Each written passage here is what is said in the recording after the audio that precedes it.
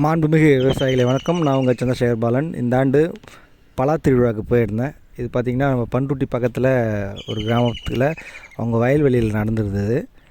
இந்த பலா திருவிழா ஏன் நடக்குது அப்படின்றத முதல்ல தெரிஞ்சுப்போம். பலா பல வகையான வெரைட்டிகள் இருக்குது. இப்போ இருக்க காலகட்டத்தில் பார்த்திங்கன்னா நிறைய ஹைப்ரிடும் வந்துடுச்சு. இந்த பண்ருட்டி பகுதியில் பெரும்பாலும் பார்த்திங்கன்னா நாட்டு ரக பலாக்கன்றுகள் தான் நடப்பட்டிருக்கும்.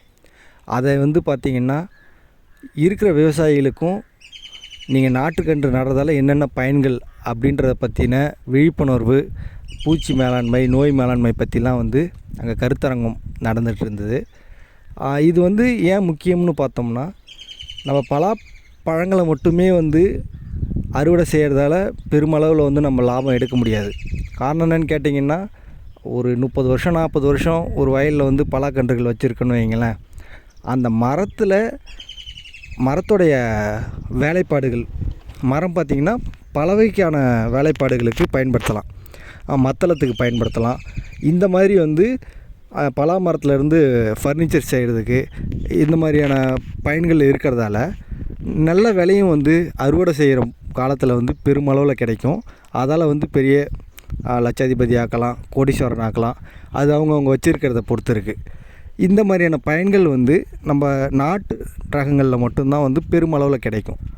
ஏன்னு பார்த்தோம்னா, நம்ம ஹைப்ரிட்டில் குட்டையாக தான் இருக்கும், அதிலே காய்க்க வைப்போம். நம்ம ஒரு 7 அடி ஹைட்டு வரைக்குமே அதை நம்ம நேராகவே வளர்க்க விட மாட்டோம். சின்னதிலே காய் வச்சிரும். அதை பழ பர்பஸுக்கு மட்டும் பயன்படுத்திட்டு நம்ம மர வேலைக்கு பயன்படுத்தாமல் விட்டுருவோம். இதனுடைய பயன்களை பற்றி தான் இங்கே பெருமளவில் சொல்லியிருந்தாங்க. இதை ஊக்குவிக்கும் வகையில் இங்கே 3ஆம் ஆண்டாக விழா எடுத்திருந்தாங்க. இது நடைபெற்றது பார்த்திங்கன்னா 10/5/2025. சென்ற ஆண்டும் நம்ம இந்த இடத்துக்கு போயிருந்தோம். இங்கே பார்த்திங்கன்னா பலாக்காவில் மதிப்பு கூட்டப்பட்ட பொருட்கள், பலாக்கா பிரியாணி முதல்ல சொல்லலாம். இங்கே 50 ரூபாய்க்கு பார்த்திங்கன்னா நல்லா சாப்பிட்ற ஒரு நபர் திருப்தியாக சாப்பிடக்கூடிய வகையில் அமைஞ்சிருந்தது. அது வரவேற்கத்தக்கது தான்.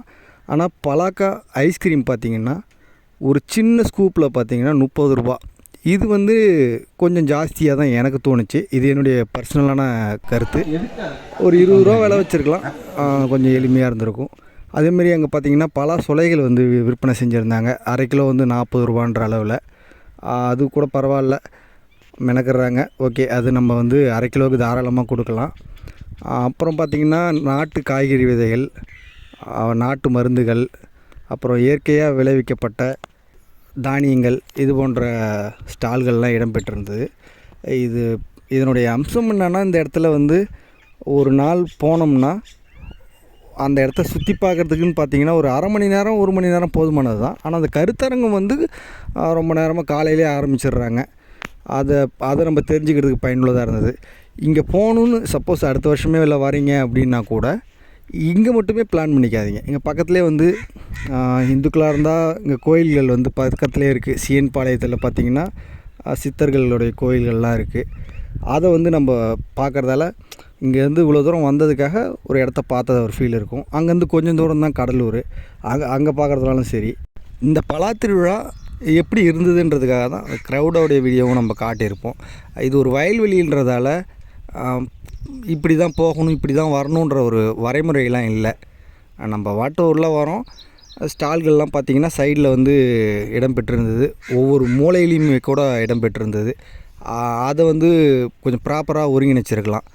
ஏன்னா இப்போ உள்ளே வராங்கன்னா ஸ்டால்களை முழுமையாக பார்த்த பிறகு நம்ம கருத்தரங்கத்துக்குள்ளே நுழையிற மாதிரி இருந்திருக்கணும். ஆனால் அங்கேயே கடைகளுடைய அமைப்பு இருந்தது. அது பார்த்திங்கன்னா நம்ம பார்க்குறவங்களுக்கு ஒரு எளிமையாக அக்சஸ் பண்ணுற மாதிரி சின்னதாக இல்லை, அது மட்டும்தான். அதே மாதிரி பார்த்திங்கன்னா சென்ற ஆண்டு பார்த்திங்கன்னா இந்த பலா யாருடையது சுவை மிக்கது, யாருடையது மிகப்பெரிய அளவிலான எடை கொண்டது அப்படின்றத பற்றி ஆரம்பத்துலேயே எடைலாம் போட்டு வச்சுருந்தாங்க. இந்த முறை பார்த்திங்கன்னா அதில் அவங்க ஃபோக்கஸே சுத்தமாக பண்ணலை. அது ஒரு குறை தான்.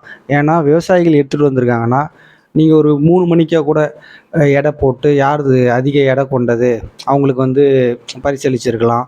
ஏன்னா அவங்கள ஊக்குவிக்கிற மாதிரி இருக்கும். என்னதான் சின்ன சின்ன குறைகள் இருந்தாலும் இந்த மாதிரி வந்து ஒரு விழா எடுக்கிறதுன்றது ரொம்பவே வந்து பாராட்டுக்குரிய விஷயந்தான். இந்த மாதிரி சின்ன சின்ன குறைகளை அடுத்த ஆண்டு நிவர்த்தி செஞ்சு இன்னும் சிறப்பாக அமையணுன்றது தான் எங்களுடைய நோக்கம்.